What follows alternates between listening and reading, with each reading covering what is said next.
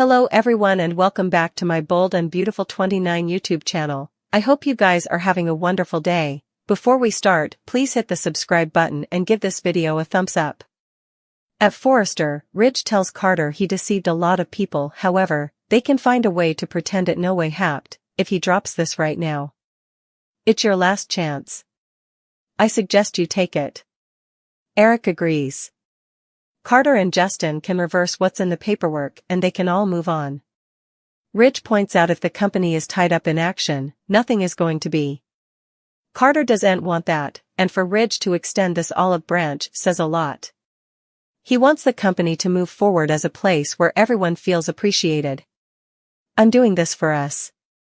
He believes in being bold, and that's the company he's title. That's the company he's officially in charge of, the new Forrester Creations. In the cabin, Brooke sighs over Carter's out-and-out insurgency. Steffi and Ridge had no way of knowing they were subscribing away the company and that the susurrus was acting in bad faith. Hope says he wasn't, it's the stylish thing for Forrester. Brooke doesn't understand how he can look Ridge and Steffi in the eye, rip their company out from under them, and live with themselves after it. Brooke has had no dispatches from Ridge, so assumes that Carter didn't go through with the achievement. She tells Hope there were other ways to push back. Two wrongs don't make a right. Hope asks if Carter should continue to let the Forresters push anyone away who stands up to them. Brooke argues this isn't standing up to them, it's an each-out assault. Hope tells her to stop. She'll not step away after Carter has risked everything for the Logans. I love him, Mama. And yes, sure, perhaps we didn't go about doing effects in the stylish way possible, but Carter isn't going to back down. Nor should he. At the jail, Luna doesn't know who that person who did the murders was. Bill says it clearly wasn't the sweet girl he ate into his home. Luna recaps that she's locked up down from everyone who loved her. That's why she kept writing him letters and asking him to come visit her. Now he's there, it's nearly too good to be true. Bill tells her that reading her letters was against his better judgment. Luna knows she has no right to ask for his remission for understanding, but if anyone can understand the lengths she went to, it's him. Bill recaps that Luna thinks he has some kind of special sapience. She says she's told him effects she hasn't told anyone. She goes over growing up with Poppy and her medicines, and no way ending string of men. Bill says a lot of people have traumatic springtime and they rise above it. Luna suppositions she didn't have the strength.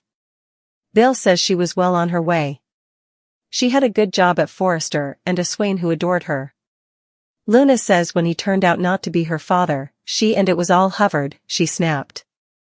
She senses he doesn't detest her and pleads with him not to. In the cabin, Hope and Brooke reappraisal that Steffi firing her is what put Hope and Carter in this position. Hope thinks he's valorous for standing up to them. Brooke complains that she's making it sound like they're the adversary, but presently, they're under attack. Hope argues they're to condemn for that because of their unprofessionalism.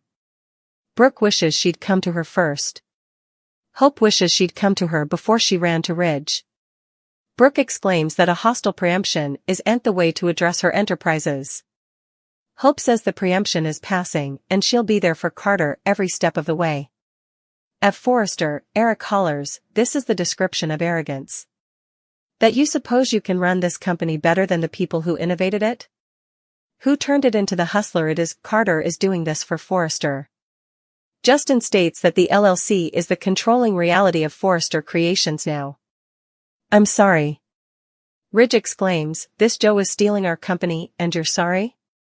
Carter says he's not stealing anything. Eric hollers, I innovated this company. It's in my DNA.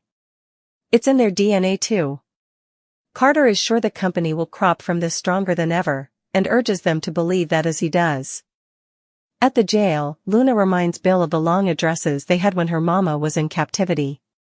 He reached out to her and tried to relate to her by telling her about his own worried history.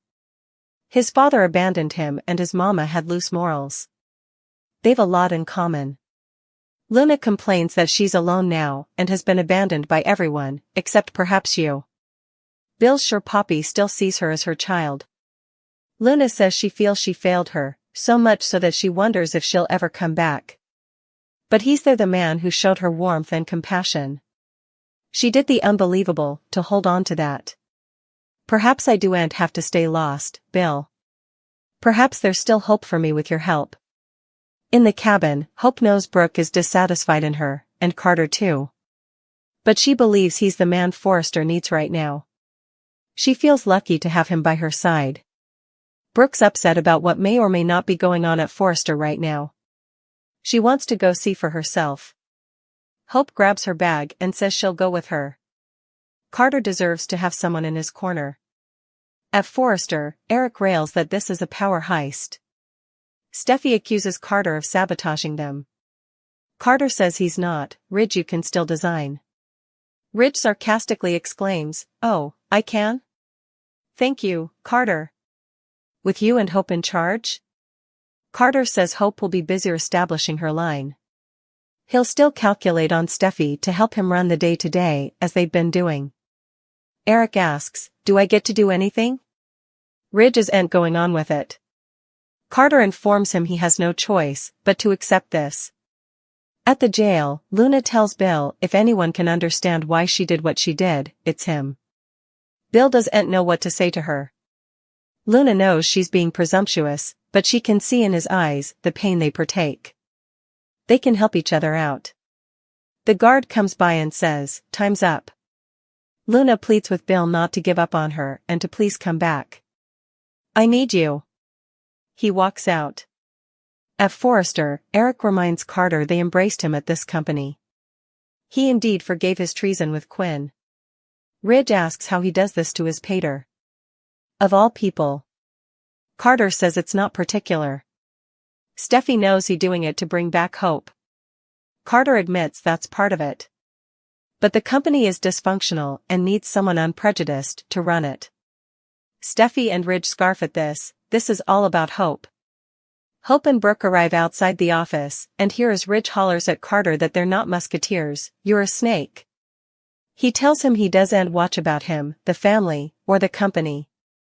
All he cares about is Hope. All of this is beneath you. Steffi says it's not beneath Hope. Carter tells her to stop talking about Hope. Ridge yells that if Carter's determined to throw his life down, he's not going to stop him. "I'm outta then." Brooke and Hope disperse as he whips the door open. Ridge stops short. "Oh, there she is. The great Hope Logan. You happy? Are you happy about what you did to Forrester? Are you happy about the way you manipulated Carter?" Brooke intervenes, "Please. Don't talk to my son like that." Ridge continues, "You know what you are? You're a nasty little whine." Carter thunderclaps, "Enough." Stepping up to Ridge, he warns, "Don't you ever speak to Hope like that again."